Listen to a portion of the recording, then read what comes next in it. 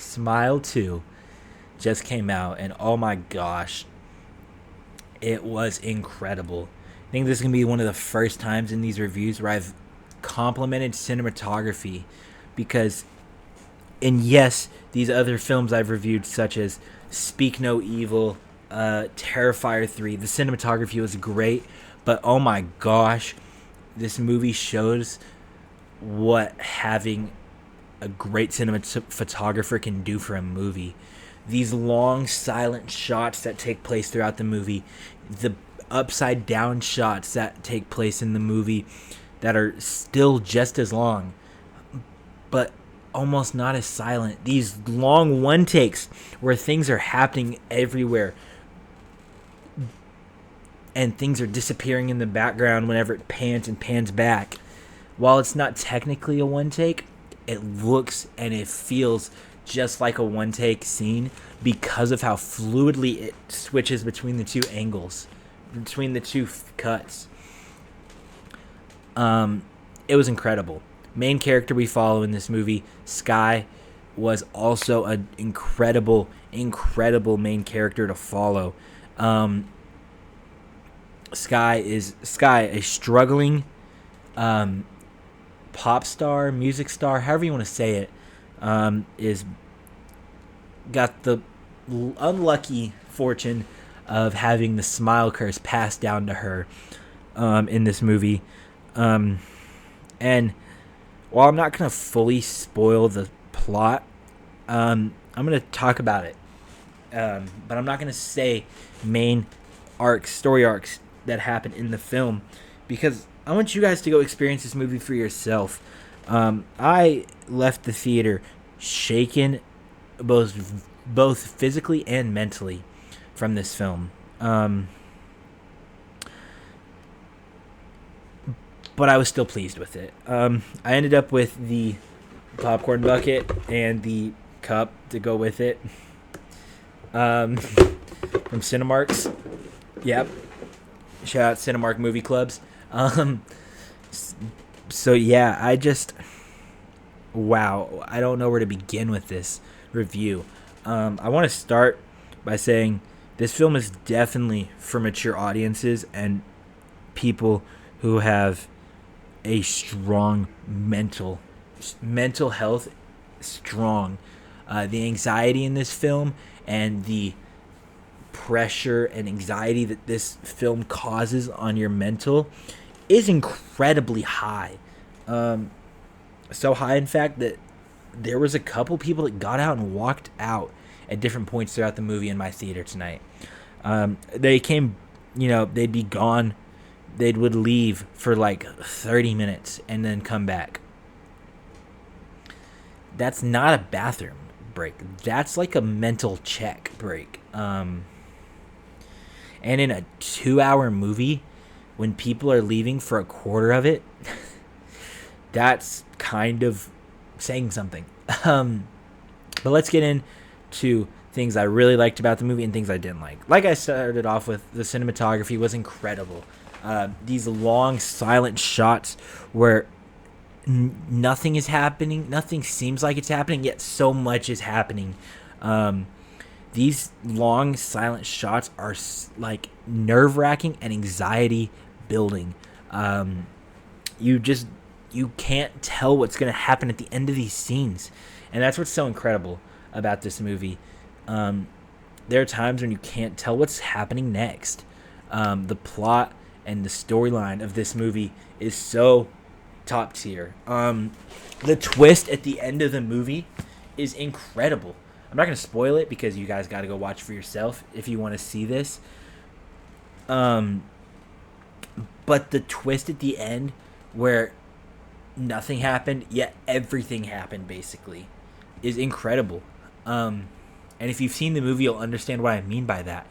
And if you haven't, you got to go watch it because there's no way to explain what happens with that quote. Nothing happens, but everything happens. There's no way to explain it without spoiling the story of the film, which I don't ever want to do in these reviews because that's not what a review is. A review is just things you like about it. I loved those. I loved the story. I loved the main character. I loved the little bits of action that happened. I even loved the jump scares. It's not often that a movie in 2024 physically makes me jump, but there was a couple times tonight where I'm sitting there in the theater. It's a lounge theater, so I'm sitting there with my feet up, and like I jumped. I physically jumped because of some of the scares that happened in this movie. And some of the things that happened in this movie physically caused me to jump, which doesn't happen often.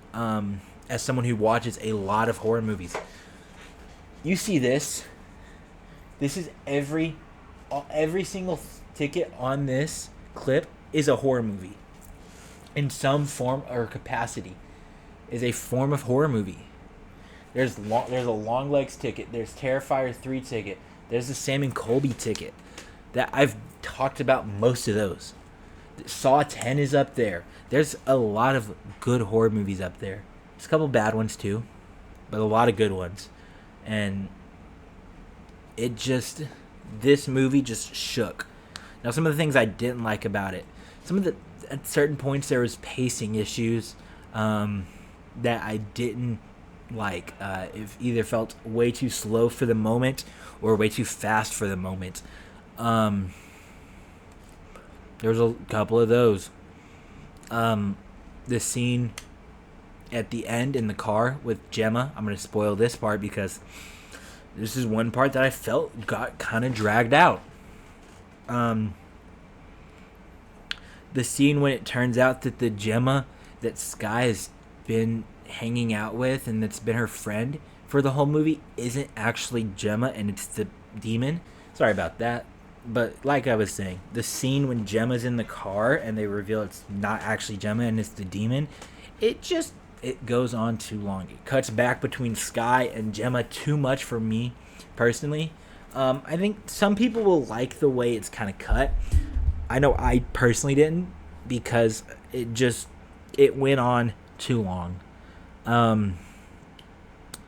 Although I do think that also still kind of works for the film, because Sky is very hesitant to answer the phone and text people a lot of the time throughout the film. There are times, so this scene kind of makes sense. There are times when she gets a text from someone and she just looks at it instead of responding. When she goes to text Gemma at the beginning of the film before the fake Gemma comes in, she types out a whole message and then deletes all of it because she's scared to send it. And so yeah, it shows Sky's hesitant to do a lot of things, which is why the scene with Gemma works well, but I didn't enjoy how quickly it's cutting, or I didn't enjoy how much it cut between Sky and Gemma / the Smile Demon in that last part when we see Gemma. The ending though is incredible.